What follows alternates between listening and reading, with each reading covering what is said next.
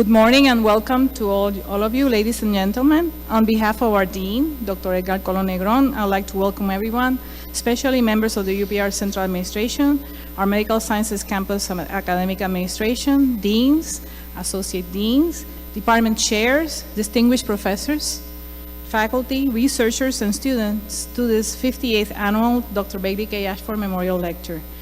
I hope you were able to visit the exhibit that we were supposed to have from the library, which is in the lobby of the amphitheater. With this lecture, we want to acknowledge the significant scientific contributions of Dr. Bailey K. Ashford, his accomplishments and contributions to the Puerto Rican community during his long medical career, his important clinical research, and his great dedication to the people of Puerto Rico. I would like to invite Dr. Jose Rodriguez Medina, the President Associate Vice President of Research and Technology at the UPR Central Administration, who is representing the President of the University of Puerto Rico, Dr. Darrell Hillman Barrera, to address the audience. Thank you, Dr. Cadilla, and thank you all for being here. It's a great honor for me to be here representing the University Administration, especially to welcome Dr. Mariano Garcia-Blanco here to our campus. Mariano is not only a colleague, but also a great friend from throughout many years of our professional careers. So welcome, and I'm looking forward to hearing your talk, and I look forward to also hearing many of the questions that our students are going to be presenting to you after your talk. Thank you very much. Welcome. Next, I'd like to invite Dr. Jose Capriles, Associate Dean of Academic Affairs of the UPR Medical Sciences Campus, to address the audience. Good morning. It is an honor and a pleasure to welcome officially Dr. Mariano Garcia-Blanco to the Medical Science Campus at the University of Puerto Rico. I think tropical medicine is our icon or distinction that makes us different here at the island. For me, it is such a privilege to know that Dr. Garcia-Blanco was invited to this important event, especially the Annual Research and Education Forum of the Medical Science Campus and the Bailey K. Ashford. So without any further comments, welcome as our distinguished guest of the day. Thank you. Now I'd like to invite Dr. Edgar Colon Negron, Dean of the School of Medicine, to address the audience.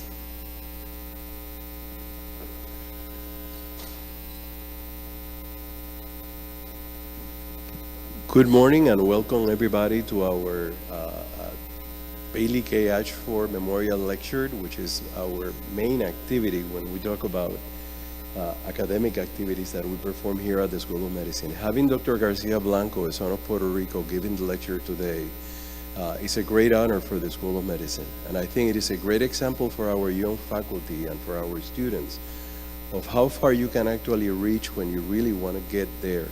Dr. Blanco is a son of Puerto Rico, and his professional career is really something that makes us very proud of what you have accomplished.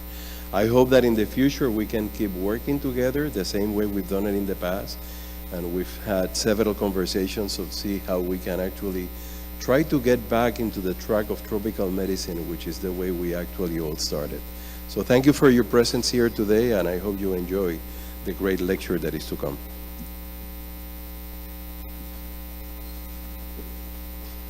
So I'd like to give you some remarks in terms of the contributions of Dr. Bailey K. Ashford.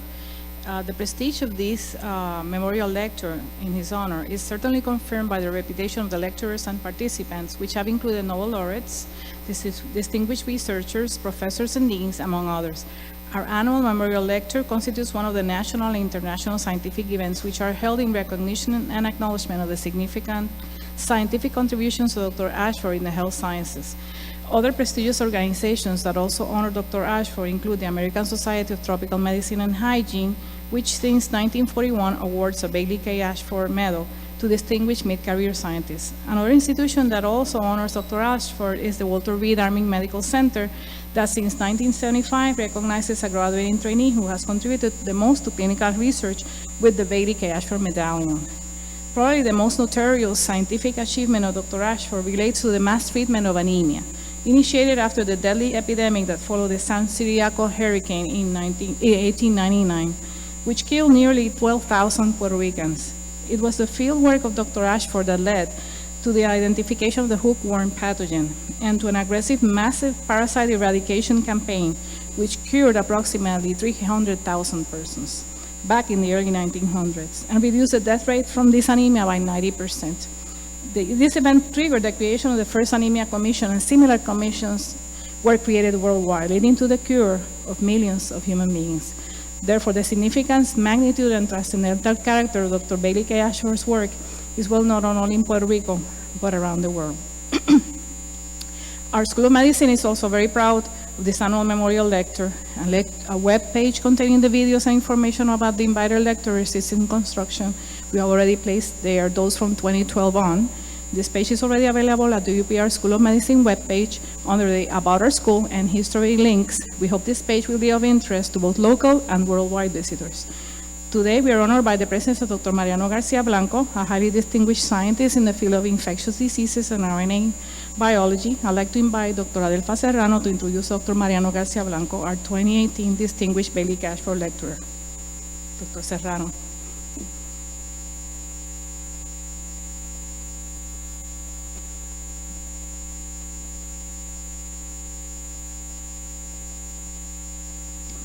Buenos días, vicepresidente de investigación de la Universidad de Puerto Rico, decanos, decanos asociados, facultad, estudiantes y público en general. Bienvenidos a la conferencia Ashford. It is an honor to introduce today's distinguished speaker, Dr. Mariano Garcia-Blanco. Dr. Garcia-Blanco's scientific accomplishment represent a real challenge to be summarized, given his significant contribution to the field of RNA biology, human flavivirus, and autoimmune diseases. Dr. Garcia-Blanco is professor and chair at the Department of Biochemistry and Molecular Biology at the University of Texas Medical Branch, Galveston, Texas, where he is also Vachette Distinguished Chair. Dr. Garcia-Blanco is professor of emerging infectious diseases at the Duke News National University of Singapore Graduate Medical School in Singapore. Dr. Garcia-Blanco obtained a Bachelor in Arts degree in Biochemical Science at Harvard College and his medical degree and PhD in Molecular Biophysics and Biochemistry at Yale University. He received postdoctoral training in RNA biology with Nobel laureate Philip Sharp at MIT.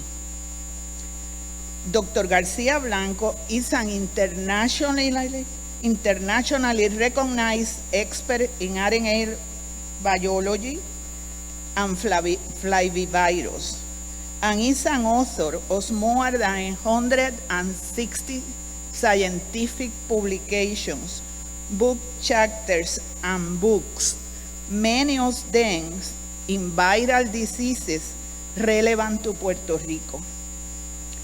It is interesting to point out that the first scientific publication cited in his extensive list was in bilharzia and was published at the Boletín de Asociación Médica de Puerto Rico, with a research done when he was an undergraduate at UPR Rio Piedras with George Hillier.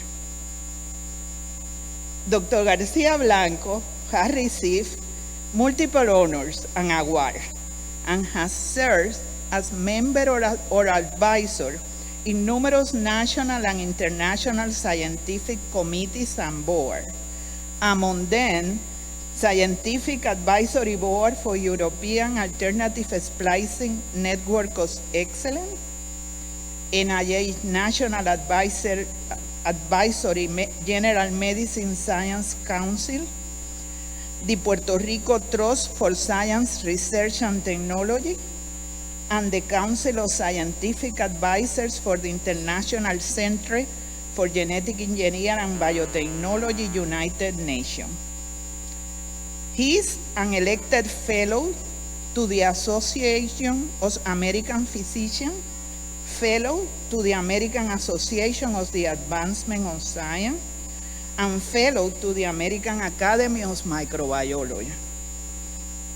Dr. Garcia-Blanco's group is studying the regulation of gene expression in human pathogenic flavivirus such as dengue and yellow fever.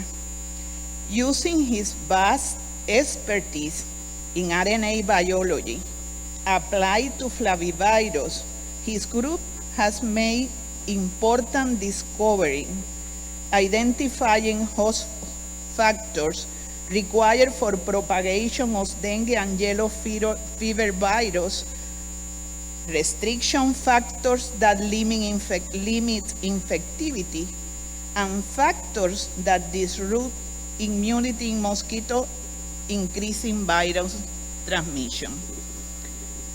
Through all these years, Dr. Garcia-Blanco has been actively involved and collaborating with Puerto Rican scientists. He always takes time from his busy schedule to collaborate with Puerto Rico and makes time to attend any scientific matter related to the island. Es un verdadero honor tener como conferenciante Bailey K. Ashford hoy al distinguido científico puertorriqueño Dr. Mariano Garcia-Blanco, que nos hablará de las interacciones del virus de dengue con su hospedero en la conferencia titulada RNA and Immunity, Story of Dengue Virus and His Host. Con ustedes, Dr. Garcia-Blanco.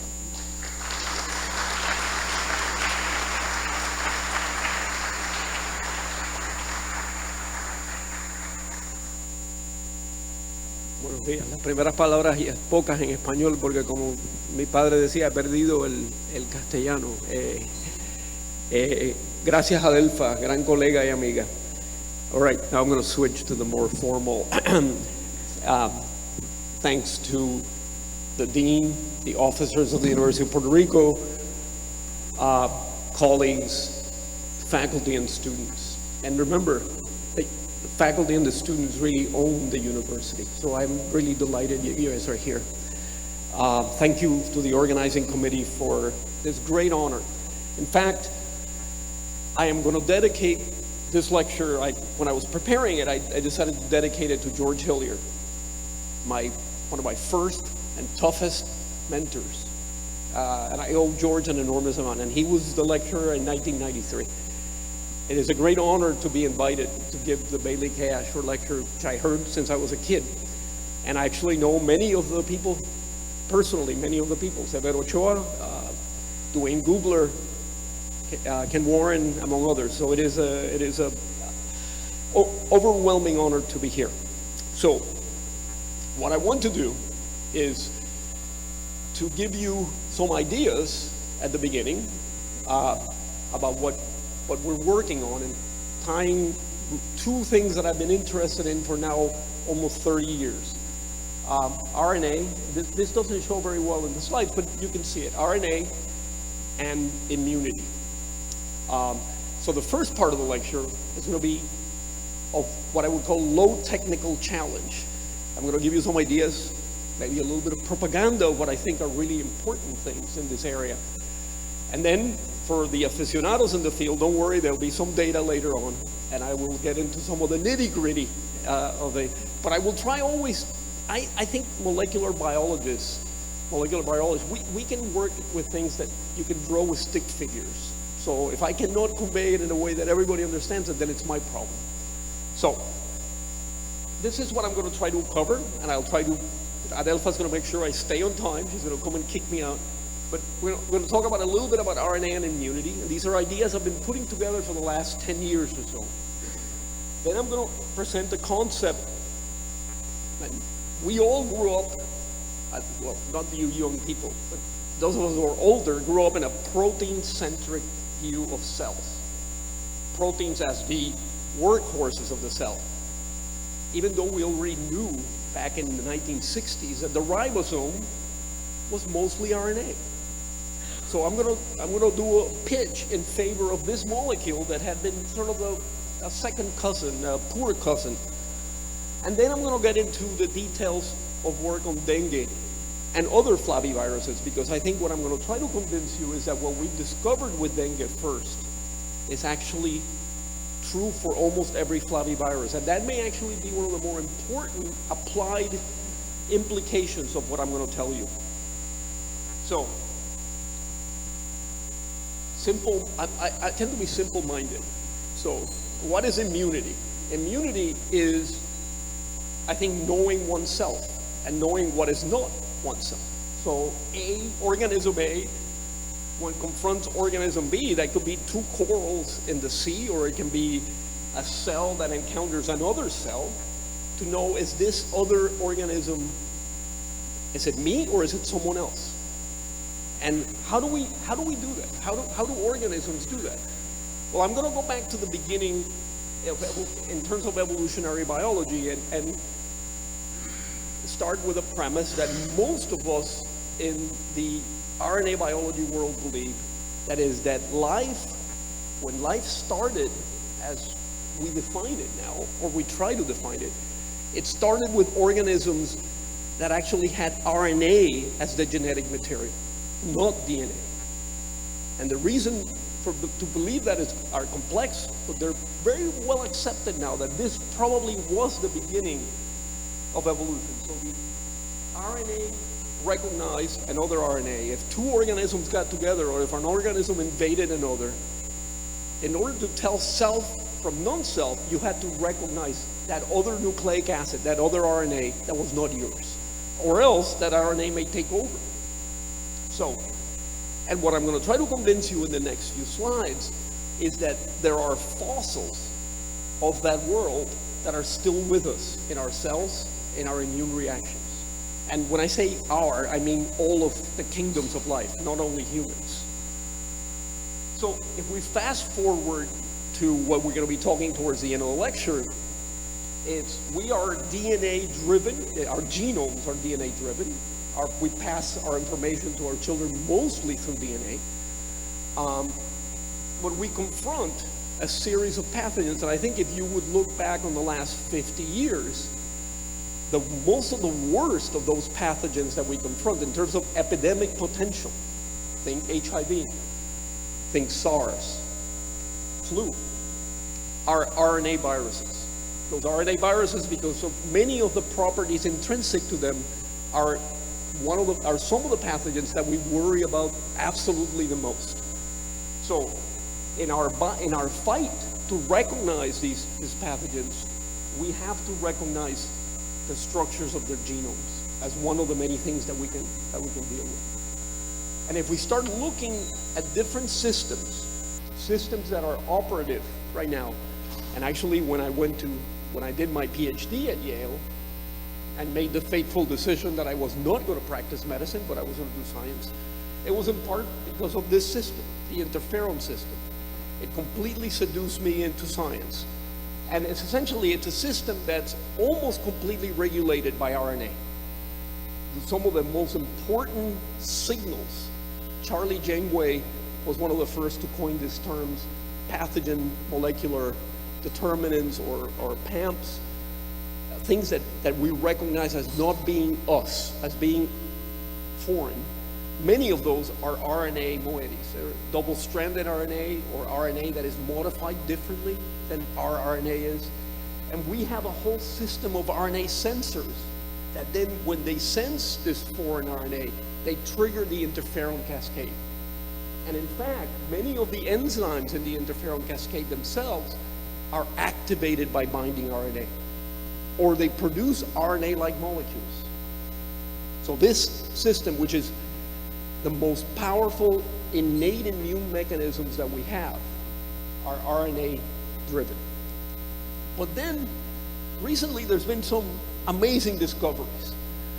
The discovery of RNA interference, for which there was a Nobel Prize to Craig Mello and Andy Fire, the discovery of CRISPR system in bacteria, an acquired immune system in bacteria. Who would have thought that that was possible? Both RNA driven. There will be a Nobel Prize for this too, soon. And these systems are RNA driven. They use RNA recognition to determine what is self and what is non-self. And in fact, Craig Mello, one of the Nobel laureates for the RNA interference, has developed new data that clearly suggests that this system not only tells you what's the enemy, but it also tells you what's your own genes and licenses their expression. And I like to kid my DNA colleagues. You know, I really can't explain restriction endonucleases, which are a defense system that I haven't been able to find the RNA fossil there, but I'm looking. But nonetheless, everything doesn't have to be RNA, even for me. But I like to kid my DNA colleagues by saying that one of the really neat discoveries in the last 10 years, the discovery of DNA sensors in mammalian cells, where we sense bacterial DNA or foreign DNA because it's in the wrong place in the cell. You find DNA naked in the cytoplasm and you send all kinds of alarms, and the enzyme that recognizes the DNA and actually makes this strange nucleotide, that enzyme is a fossil of our RNA recognizing enzyme. It actually looks just like one of the enzymes of the interferon system. So I believe that there is this very deep and old ancient connection between recognizing RNA and recognizing non-self. And this has led my lab to 2 projects, and I'm going to tell you about only one of them today. One project has ended up working on autoimmunity, and actually Darrell was a graduate of UPR, who's a fellow with me now, and he has a beautiful story on multiple sclerosis and autoimmunity that is completely regulated by these RNA modifying enzymes. But today we don't have time to talk about that side of the lab. So we're going to talk about the side of the lab that has to do with how we use RNA mechanisms to counter flaviviruses and how flaviviruses counter us. And I'm going to focus in particular on the published data is work of Catel Bidet, graduate student in Singapore. And the work she did, I'm going to spend, even though it's published, I'm going to spend more time in her work because it sets the framework for everything else that we've been doing since then. So, and we're going to talk about the Gaia Manorakan, in collaboration with a great colleague in Yong Oi, and then Julian Pompon, a colleague in Singapore, taking this work to mosquitoes. So we're going to now focus on one very specific RNA immunity interaction. We still haven't gotten to the technical part because I'm going to give you a little background of what this RNA is. I've talked about RNAs in a very general way, but I want to now focus on one kind of RNA, an RNA that when I was in college, nobody ever talked about. It was non-coding RNAs. So what are non-coding RNAs? Well, the bottom line is that they're made by cells and they're made by viruses. And work of Mike Matthews and Tom Schenk, early work, already said these RNAs are going to be really critically important in how viruses counter our immune system. And that was one of the first times that we actually had an inkling that these RNAs were regulatory, that these non-coding RNAs were regulatory. And then if we start looking in the cell, we realize that viruses did not invent these things, that we, our cells, the cells of the amoeba, the cells of E. coli, the cells of the mosquito, are full of these non-coding RNAs. So what are non-coding RNAs? They're essentially defined as RNAs that don't encode for a protein. So they're not messenger RNAs. When I was in college, these were tRNA, right? Ribosomal RNA. And we were all taught that they were sort of helpers at the nest. They were there to help the proteins do the work. But then I want to point out that Tom Stites at Yale won the Nobel Prize and shared it with others for establishing the atomic structure of the ribosome, the machine in our cells that makes proteins. And when you actually look at that machine, I think in his colloquial way of saying is, he said, you don't find a protein subunit within spitting distance of the peptidyl transferase site. In other words, the catalysis that makes our proteins is mediated by RNAs. This is the concept of ribozymes, RNA enzymes. That was accepted. Early 90s, people accepted that this was going to be the case. But what took even longer, even though work from a Japanese group that was ignored, group in E. coli, had shown that some of these RNAs were actually regulatory. The VA RNA that I showed you before from viruses had been shown. Now what we do know is that there are probably more regulatory RNAs than there are regulatory proteins. These are microRNAs, siRNAs, the so-called small or short non-coding RNAs. I hate the nomenclature because a long non-coding RNA can be 300 nucleotides or it can be 3,000 nucleotides. And then it's when you're teeny that you're a small non-coding RNA. But these RNAs are involved in almost every process in the cell. They actually have no function coding for protein. They are the end product. And they actually regulate many things. And one of the things that they regulate is immunity. And again, we come back to the founding members of these families, the VA RNAs. And this is a review from John Stites' lab. And very early on, Schenck, Matthews, and others showed that these RNAs that were made by adenovirus, they actually bound PKR. PKR is an enzyme, it's a kinase that is induced by the interferon system, and it is one of the most potent antiviral proteins in our cells, in mammals, and many other vertebrates. And this small RNA from the virus inactivates it. Very clever idea. You make this little RNA, you make many copies of it. So if you go to sleep now, you don't need to know anything else. Because as much as we love to think we're discovering completely new things every day, in some ways, we're just seeing a new sunset. Because what we're seeing in dengue is very similar to what Schenck and Matthews saw in adenovirus many years ago, even though their work had sort of been forgotten, put aside. So, in fact, now we know that these RNAs have a very versatile way of interacting, perhaps, and I'm going to go on a limb here, perhaps more versatile than proteins. So they can recognize other RNAs, they can recognize DNA, they can recognize proteins, and in fact, the belief is they can recognize small metabolites, lipids, just like proteins do.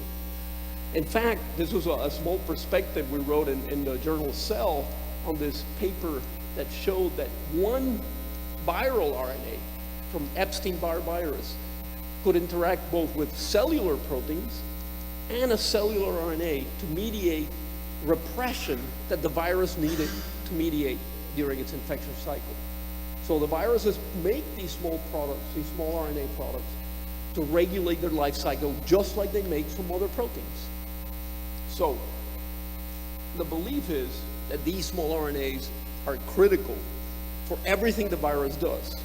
And what is more critical for the virus than to deal with the immune system of the host? So that's what leads us to our interest in this particular RNA from flaviviruses. So before we start talking about this small RNA, I'm going to give you a general, many of you probably know more than I do about some of this, but I'm going to give you a general background on flaviviruses. One of the viruses that we work with, obviously I've already revealed that I'm going to talk about dengue. Dengue is the big gorilla in the room. It's not the most lethal by any chance, but it is the one that has the biggest importance in the world, and obviously great importance in Puerto Rico.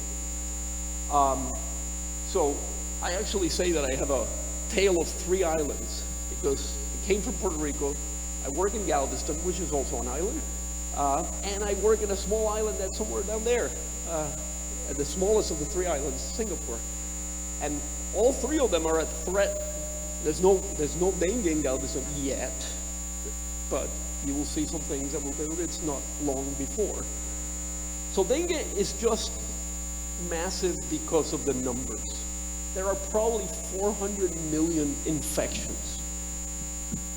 The majority asymptomatic, but there are probably 400 million infections a year. There are 4 viruses. It's not one virus, it's 4 different viruses. And you guys are well aware of the problems of severe dengue, of what happens, the chances of getting that when you have a secondary infection versus a primary infection. Very interesting topics in the immunology of dengue. You're also well aware that there is one approved vaccine now, but it has a lot of problems. And I'll talk a little bit about what I think is the best vaccine at the end. But the scale in dengue is incredible. And if you want a perfect example of that, Puerto Rico is a good example of dengue being problematic. But you go to India and you realize the problem there is enormous. I mean, the proportions of dengue in India are beyond belief. As you know, and we'll talk about this at the very end of the talk, dengue, like several of these other flaviviruses that we study, are transmitted by Aedes vectors, primarily Aedes aegypti. That is really the premier vector. It's our pet. We've domesticated Aedes, so it lives with us. It likes our houses. It likes plastic. It likes clean containers. And, it carries dengue. It also carries my favorite flavivirus.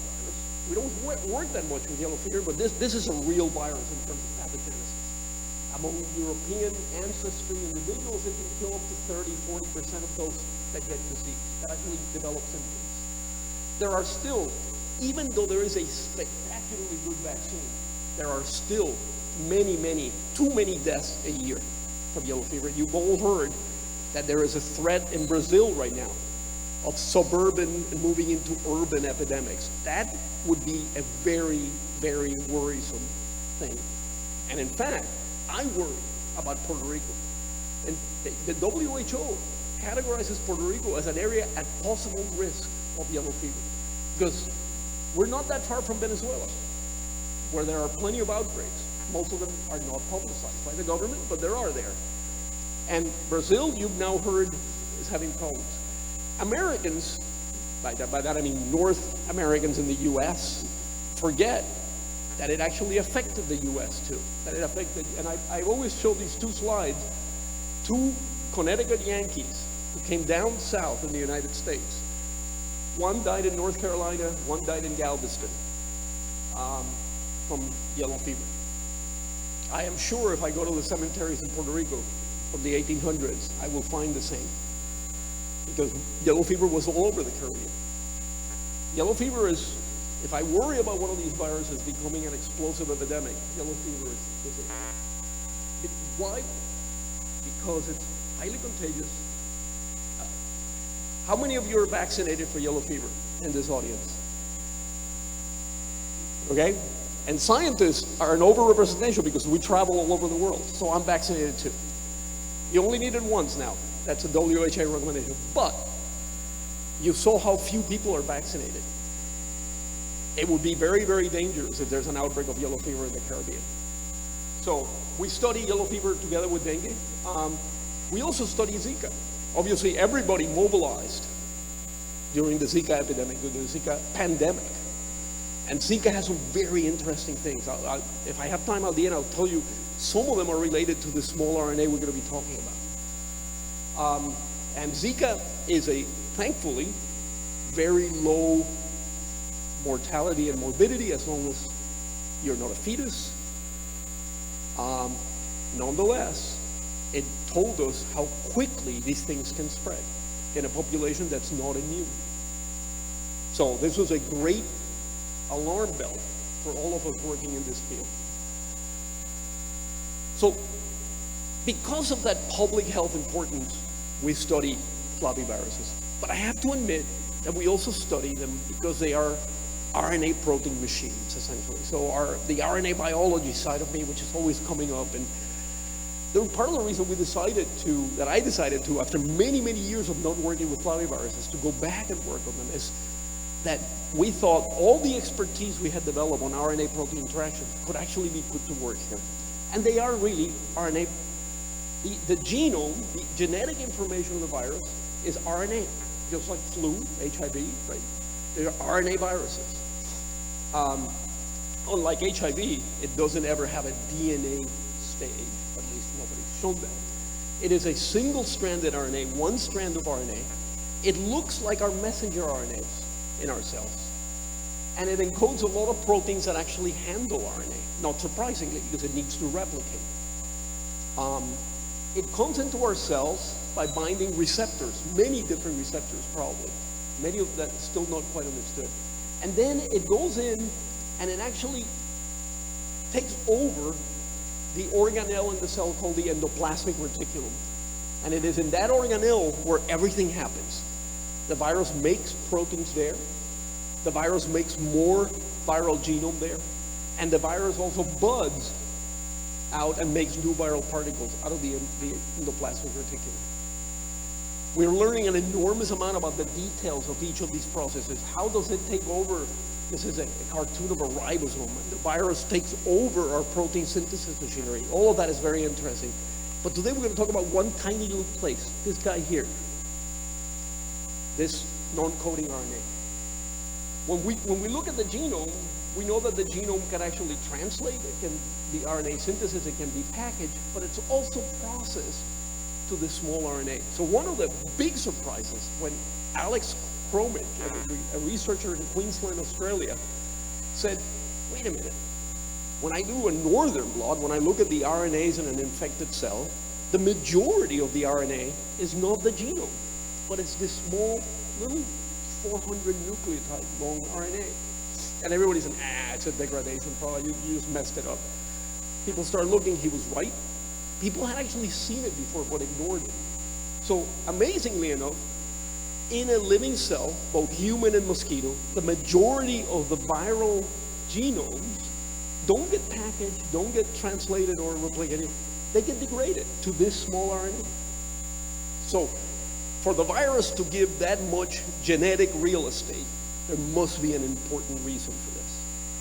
The other thing I can tell you is that every single flavivirus, those that infect humans transmitted by mosquitoes, those that infect humans transmitted for other animals like ticks, the ones that don't infect any mammals, there are insect-specific flaviviruses, just infect insects.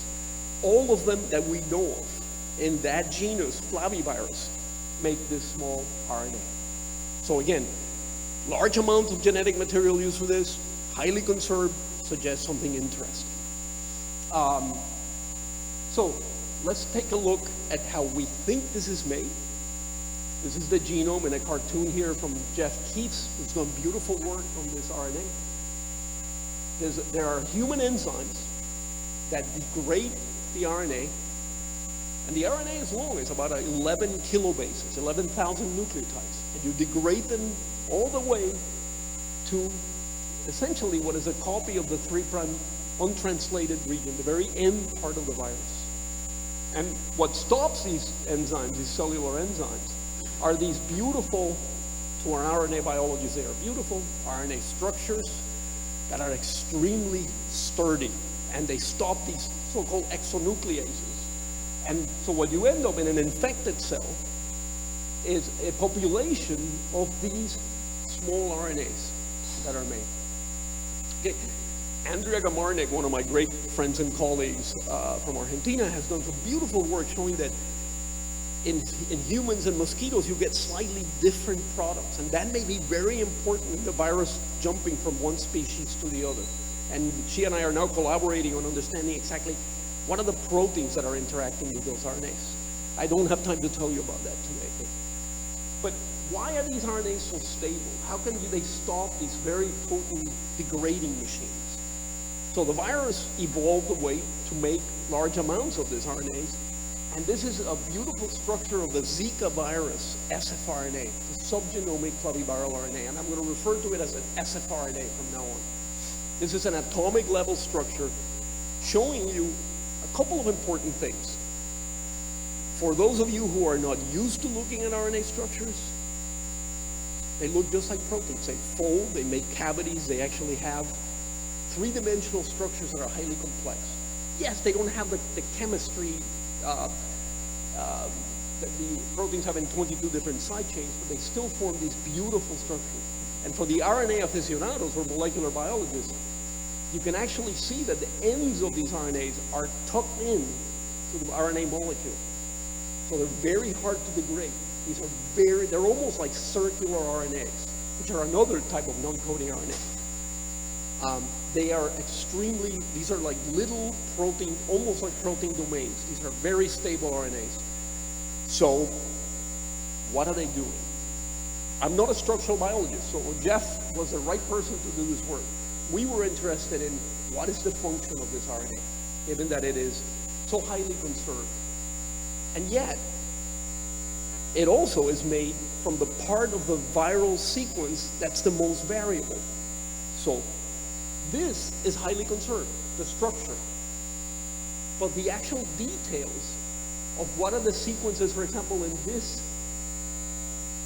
loop here, particularly this P2 loop, which has evolved extremely fast. If you look at the primary sequence of that, it has evolved extremely fast. This is that P2 loop here. This is from Dengue 2, the one at the end. This thing is 9, but I can, there we go.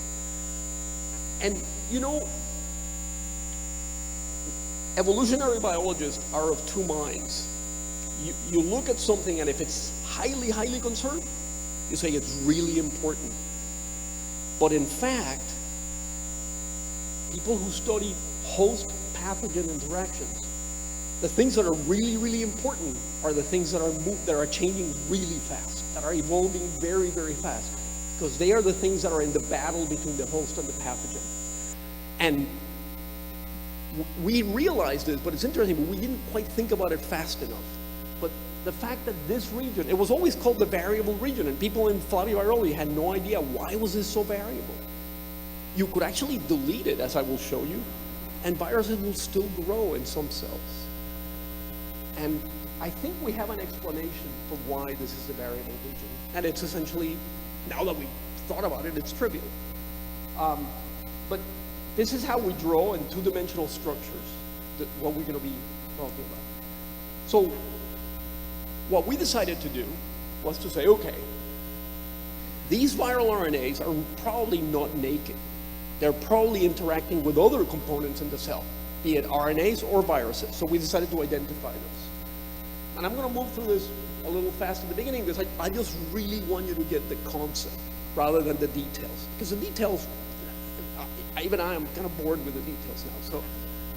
So sorry for Alex. Alex worked very hard. He's a postdoc that went to Singapore to work in my lab there at the Duke and US Medical School. And what he did was he said, okay, I'm going to actually make these little RNAs, and I'm going to put a handle on them called an aptamer, and then I'm going to mix them with cellular lysates, and I'm going to pull them down, and I'm going to get all the proteins and RNAs, anything that binds these. And then we're going to identify them by mass spectrometry. And I have to admit, we were protein-centric. So we looked first at proteins. We have some RNAs that are intriguing, but we're mostly focused on the protein side. And Alex did this several times.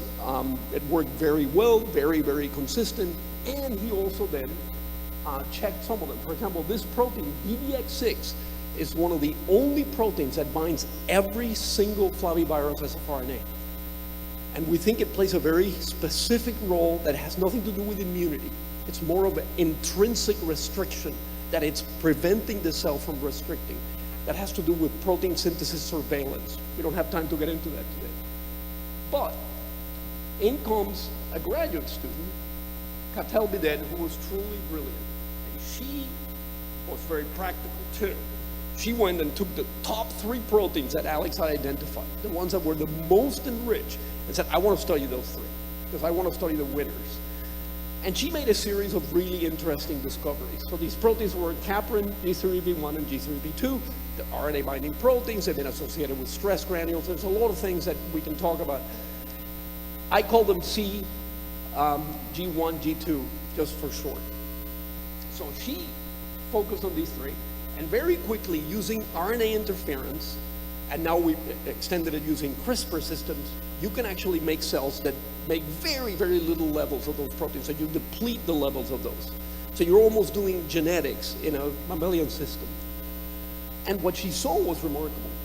When she actually depleted the three of them, interferon didn't work very well at all. So interferon is a very potent inhibitor of dengue. So this is the curve, the dashed curve is what happens when you add 10 units of interferon. You almost completely, you cannot measure the plaque. This is the low detectable level. But if those proteins were not in the cells, then interferon didn't work very well. You needed to add a lot more interferon, 100 times more, to get the same effect. I'm going to skip through a couple of the next slides and get to her conclusion, because what she did some very detailed biochemical experiments that essentially showed her that what was going on is when you did not have these proteins in the cell, interferon signaled perfectly well. You could get all the signaling that goes on here. It induced genes downstream. You got messenger RNA being made, but those interferon-stimulated genes were never made into protein. So it inhibited the translation of those messenger RNAs.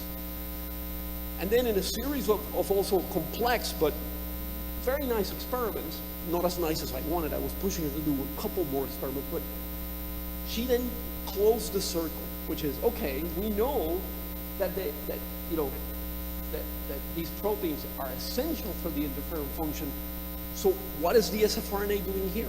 The idea would be it probably binds these proteins to protect the virus from them. To do the same thing we did, we knocked them down, but the virus maybe sequesters them. And in fact, she actually showed this. She showed that the adding sfRNA to the cells from dengue 2 did the same thing. She could see the interferon response at the RNA level, but you never got translation of the interferon. You never formed the antiviral state.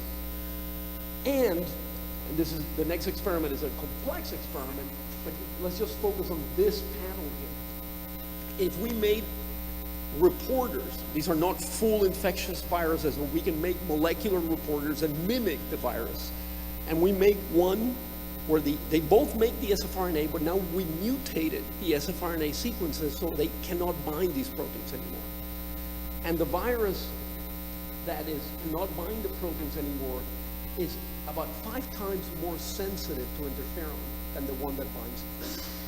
Suggesting, not proving, she didn't quite prove it, but almost, that it was enough data that the good journal accepted it, and I'm proud of it, but I still wanted more. And I think we've come far in it. But what she essentially did, she set the model that has guided the lab for the last 3 years.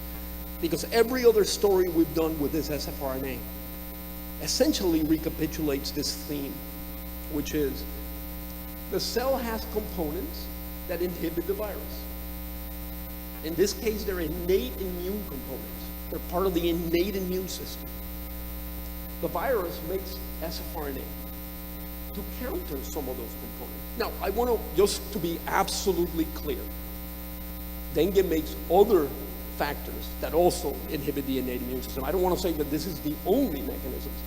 In fact, viruses tend to use a large portion of genetic real estate to inhibit the innate immune system. So they make several proteins that do other things to the innate immune system. Our innate immune system, we invest a lot of real estate also in defending ourselves against these pathogens. So we have complex systems, but this is one of the most potent ones of the flaviviruses. So this model that the small RNA is there to counter these restriction or innate immune antiviral mechanisms that Cattell postulated is actually pretty much the model by which we're working on the sfRNA and all the flaviviruses. That was the general idea. We were really happy, and then she did this experiment. And you know, there are experiments that you say, oh, good gracious, why did we do this? We did it because we wanted to know, right? It was the right thing to do. She was devastated because, lo and behold, when she actually looked and see, I'm going to look at a bunch of other flaviviruses because my mechanism has to be general.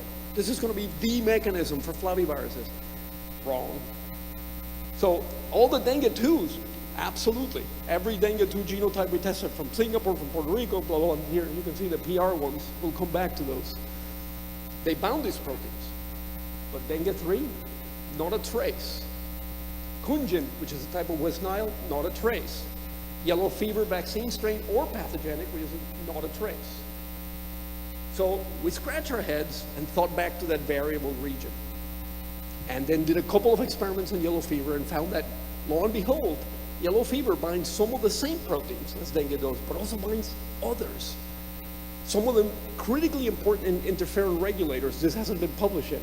This protein PACT. And dengue doesn't bind it. So it's like these viruses are sampling, they're evolving the sfRNA to sample different components of the innate immune system. And in a review that we published in 2014, Cattell and I proposed this model, which is, yes, the strategy is common to flaviviruses. This is a pan-flavy strategy. You make the small RNA, the RNA binds proteins and other components of the cells and inhibits these cells' immune mechanisms. But every virus is evolving different details, different tactics, and that's why this is a variable region. And that's why it varies so quickly. So here I present a few examples. Some of them are obviously hypothetical, some of them are real. This is a report by another group, a different mechanism. But then we actually said, okay, well, can we take this to a more real life situation? And the way I'm telling the story is a little bit less than, it was less linear than this. It really happened with a colleague. The thesis project was going in the wrong direction, and I made an observation, and we get back to the story. That takes us now to an outbreak, a dengue outbreak, and it happens to be an outbreak in Puerto Rico in 1994, okay? This is my great colleague, one of the first recruits I brought to Singapore. Well, he was in Singapore, but I recruited him to Duke NUS. He is terrific. He's an epidemiologist, he's a clinician. He has done some beautiful work in immunity of dengue. And he was doing very interesting. He was going back to old isolates that Duane Gubler and Shannon, I forget her first name, but Shannon had collected many, many years ago. Yes, thanks. And they had a series of dengue. Now, the interesting thing here is this is not a dengue 1 taking over dengue 2.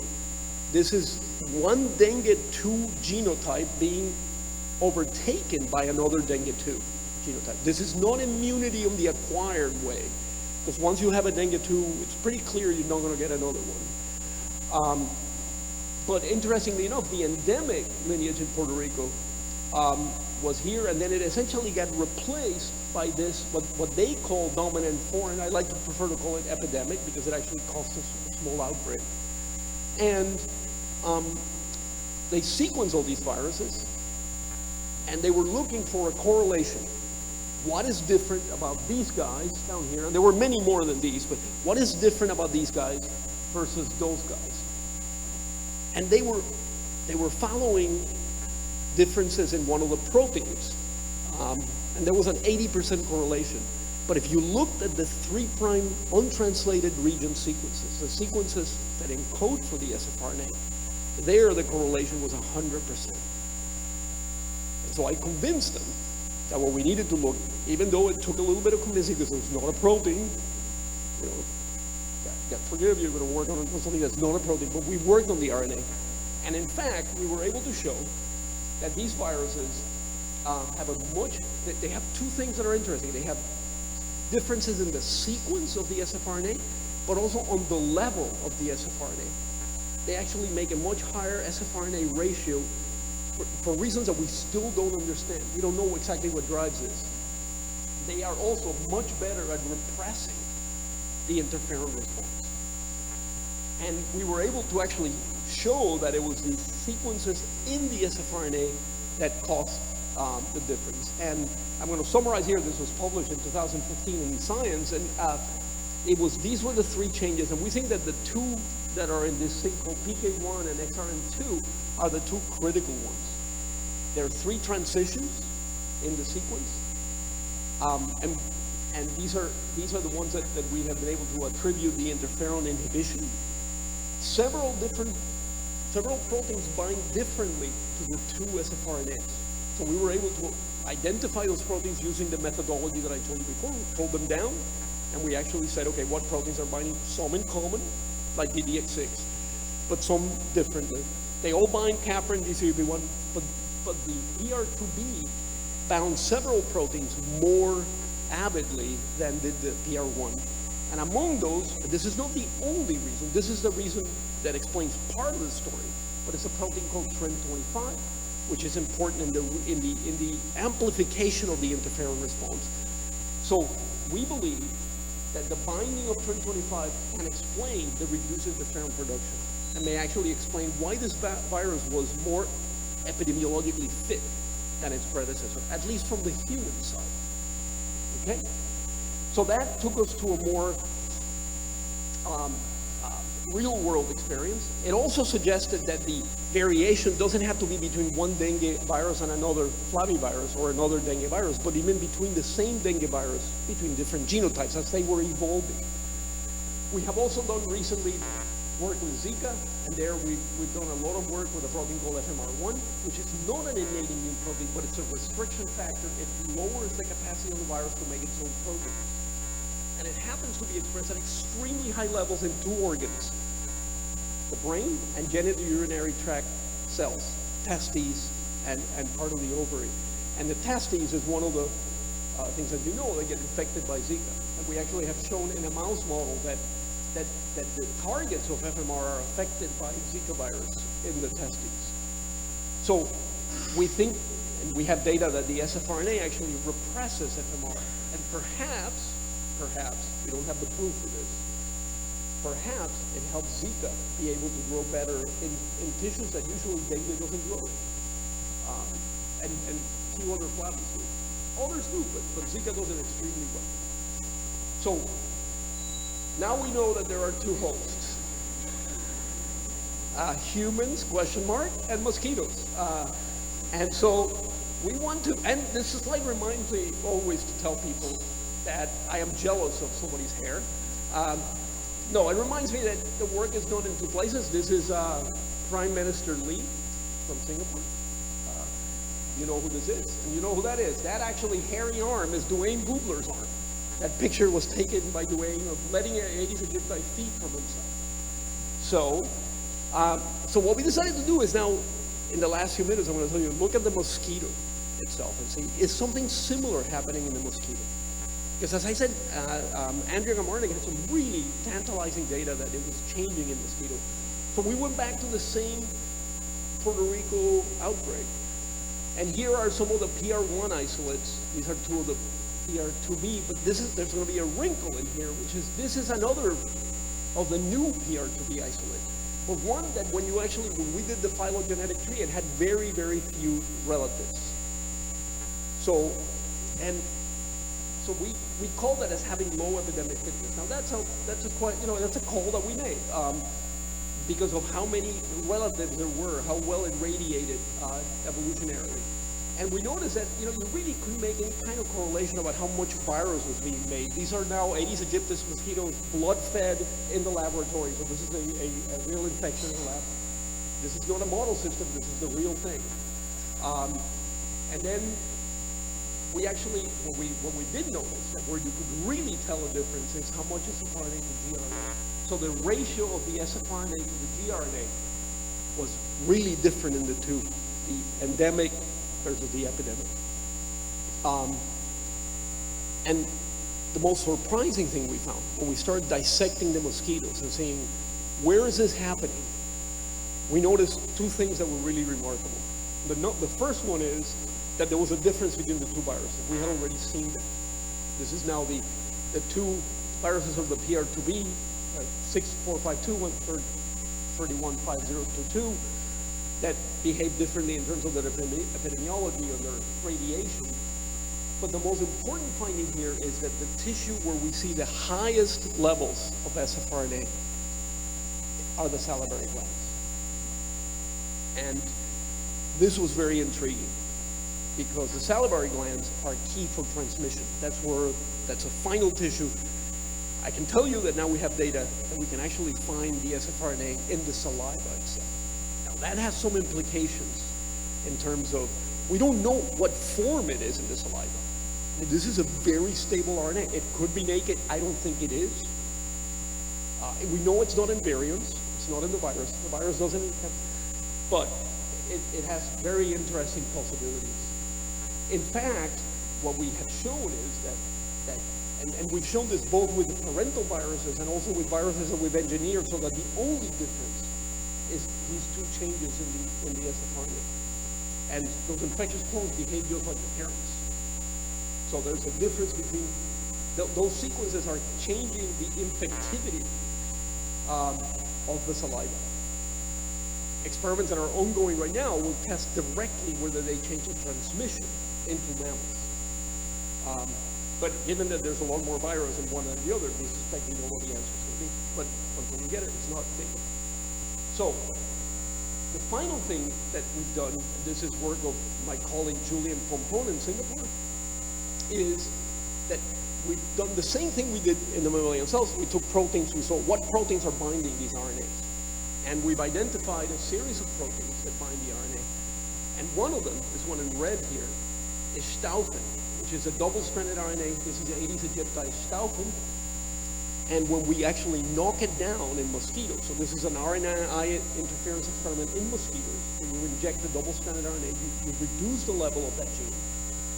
When we do that, the virus grows a lot better than the control. So this protein has an antiviral effect. And now we know it has an antiviral effect in the salivary glands. It also has an antiviral effect in the midbrain. It has it in both. But staufin is expressed at very high levels in the salivary glands. So we think the staufin may be an antiviral factor in mosquitoes. It's not an antiviral factor in humans. Another one of these guys, I think this third 32 here, this is the number of mosquitoes tested. This line here, that protein is actually common in both humans and mosquitoes, and it's antiviral in both. That's the project of a new postdoc, Maida. She has a great name, Maida Diosatoli. So she's working on this protein. Hopefully this will be a prediction of what's going to happen. But essentially, to summarize this last part, the ratio and the sequences correlate with epidemiological fitness of these viruses. Something very exciting is going on in the salivary gland and the saliva. We have to be honest, we don't know exactly what it is. We don't know why we're making more in there, but we're making more. Obviously, it's an important organ in transmission. We need to get to the bottom of that. And we also know, I didn't show you any of the molecular data, but we know what the pathway is that's being inhibited in salivary glands. It's this tall pathway in insects. That's part of the innate immune mechanism in insects. And now we also know, just like in humans, these, not surprisingly, these small RNAs interact with a bunch of antiviral proteins. They probably interact with some other proteins that are irrelevant. Every interaction doesn't have to be relevant. You saw that with the ones we tested. Some didn't do anything, but we couldn't see a function. And we think that those interactions are going to be very likely to determine the ability to transmit the virus. Finally, so this now extends our view to both humans. Nothing new here except that now we say both hosts, we probably have the same. And then what you have is this interesting idea of evolving in two different hosts. Finally, why does it matter to you? To an RNA biologist, this is fun. I mean, this to me, this project was the perfect love affair between RNA biology and immunology and virology. But why would you care? So I think I can talk about different things in terms of prevention, in terms of prediction of epidemiology, blah, blah, blah. But I'm going to focus on only one aspect, which is vaccine development. So my first recruit in biochemistry at Galveston was Pei Shi, who used to lead the dengue unit of the Novartis Institute of Tropical Diseases. An amazing institute, unfortunately closed last year. But Pei I recruited him ahead of that. Make sure. Pei is amazing. He's one of the top dengue virologists in the world. And when Zika came in, he immediately developed what I think will be the best attenuated Zika vaccine in the market. It's already in clinical trials in Brazil. And guess why it works? It works just like the dengue vaccine from NIH, which I also think is going to be the best vaccine. Because it has a deletion in the 3' untranslated region, right there. That's a bad cartoon. I wish Pei would have used one of our cartoons, but this is from his Nature Medicine paper last year. And when we actually do a northern, we is a royal we. I haven't done a northern in 30 years, but Ruben Soto Acosta did a northern. And this is what you see with this virus. This is the sRNAs here, probably multiple species going together. This is the vaccine strain of Zika virus. It has very, very low levels of sRNA. So we believe any flavivirus that comes now that would be a threat, that would be the first place where we would actually try to make an attenuated vaccine, to delete part of what makes the sRNA. It doesn't work the same in all of them. One has to be realistic. Dengue 2, if you do a similar deletion, it gets attenuated, but not sufficiently attenuated. It still causes some disease. So there are other things that it does. But with Dengue 1, Dengue 3, and Dengue 4, and Zika, now it's enough to actually attenuate the virus. So this molecular biology, which is fanciful, can actually lead us to think about new vaccine in case a new emerging flavivirus comes out. We don't have to be sampling around. I know what I would immediately do if another flaviviral outbreak starts, and we want to develop a vaccine very, very quickly. This is an attenuated vaccine. There's plenty of other things one can do that are fast that you can get, but very few vaccines work as well as attenuated vaccines. So that's one example of why I think this matters.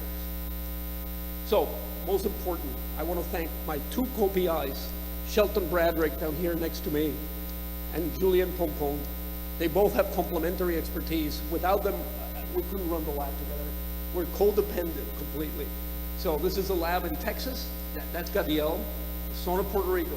Watch that guy. He's going to do great things. And this is Julien, and this is Shisha, who did some of the Stauffen work. And these are the mosquito team here. They run the insectary, and I thank you for your attention.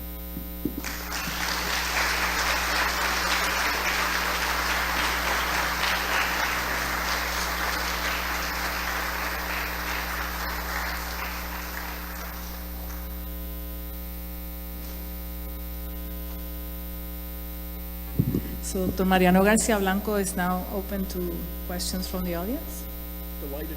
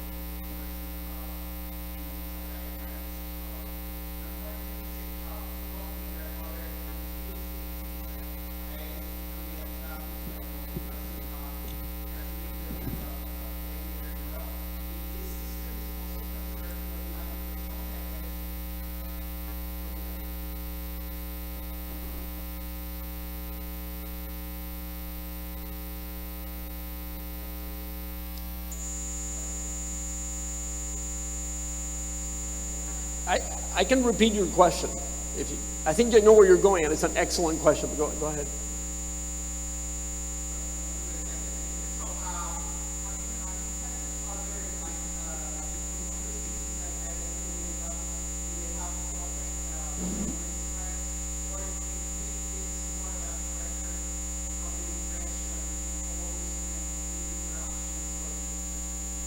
Okay, so yes, for those who didn't hear, you asked a very good question, which is, there are some 80 species that are relatively highly related, but don't transmit dengue, right? And also, even within Aedes aegypti, you know that there are, you can have, there's this beautiful work as old as Duane Gubler, or Duane, but that, where there's great variation in transmission. So it would be interesting, is there a correlation with expression of Stauffen?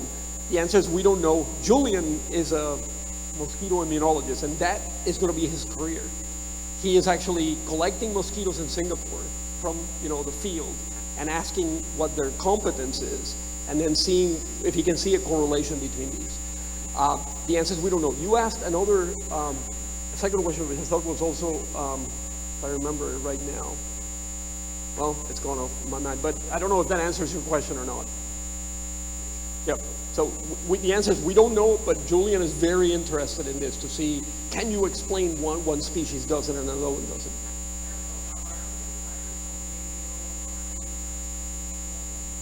No, oh, that was, yeah, that's always, thank you. That was the second question, senior moment, yes. No, Stauffen is high in the salivary gland even without infection.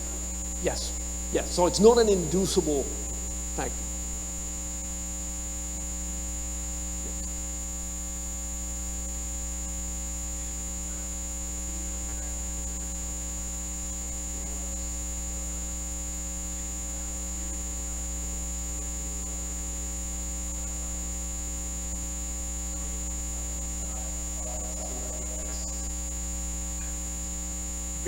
Very little is known about this. NIH is not happy with me because George Demopoulos and I had a grant precisely to test different compounds in mosquitoes to see if we could stimulate some antiviral mechanisms in mosquito. And we couldn't come up with any compounds that were really good that we could use. In humans, you know, there's now Michael Gale and others are developing a whole series of drugs. They're still in trials. Which are immune activators of RIG-I and some of the other RNA sensors. But I don't know where those stand right now. There's a lot of concern that those may lead you towards autoimmunity, towards having a, but you know, some people believe that may be why Wolbachia infection of mosquitoes may actually prevent them from transmitting dengue efficiently. And Scott O'Neill's data are very impressive, suggesting that may be true. And it may be because it enhances these innate immune mechanisms. But we don't have anything that can really, I wish we had a simple compound we could spray that could do it.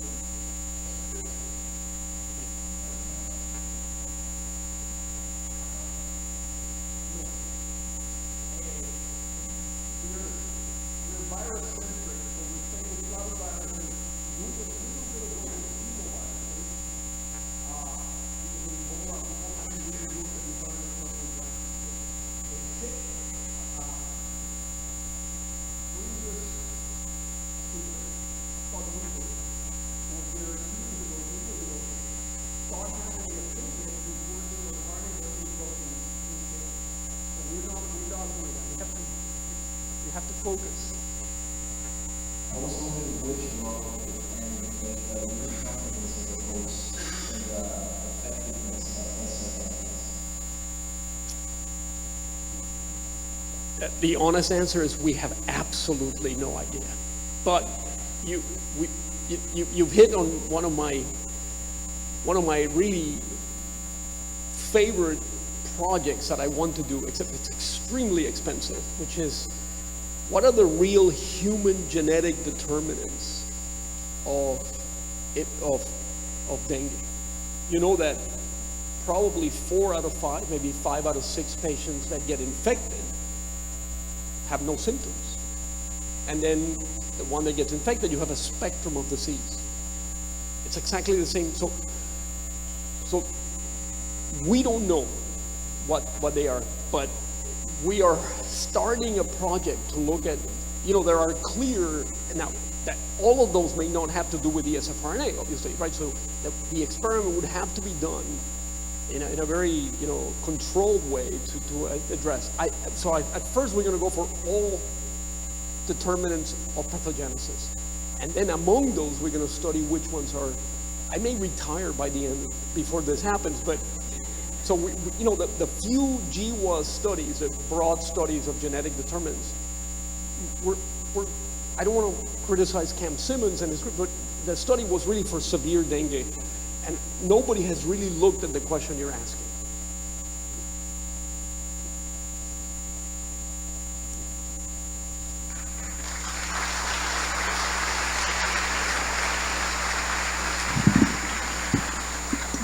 I'd like to thank the BKA Lecture Organizing Committee, staff at the Special Collection of the Library, the Center for Informatics in the School of Medicine, the Centro de Apoyo Tecnológico para Aprendizaje, the RCMI program for sponsoring this activity.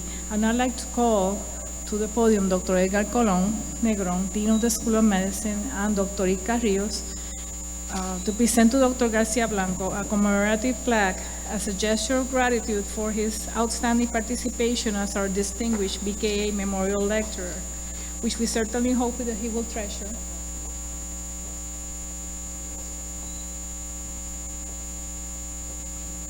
With his numerous prestigious accolades.